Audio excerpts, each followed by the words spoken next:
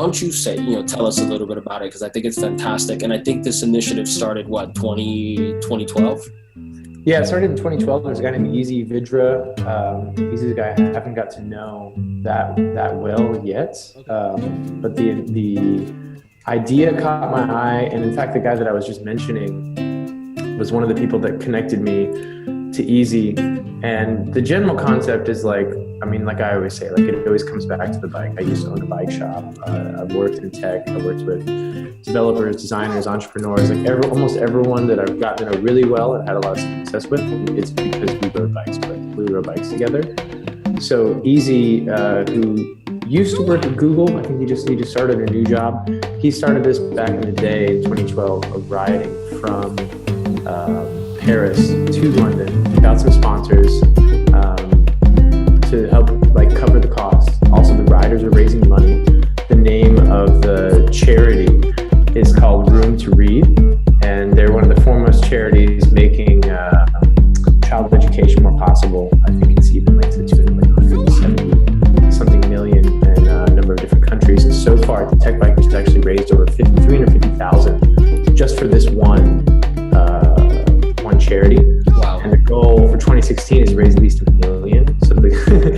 So the stakes are pretty high.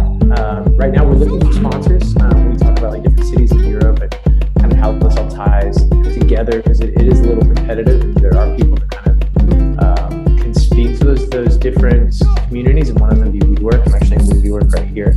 So WeWork to me would be a perfect example of someone that, if there's Tech Bikers rides happening in Amsterdam, Berlin, and London, that guys like WeWork can get involved. And the general idea, just kind of to give you the breakdown, is that it's people working for startups, small companies, tech companies, maybe a little bit of overlap in the cycling industry. In general, people that are willing to push themselves, raise money, and see parts of Europe they've never seen before. I've never been to Luxembourg. We're going to start at the British Embassy and roll out from Luxembourg into Belgium, through southern Netherlands, up to Amsterdam.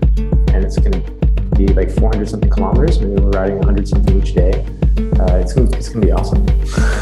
That sounds fantastic. What are the specific dates, and what are some of the prerequisites that folks would, if there are any, would have to hit before they could apply to be part of it somehow?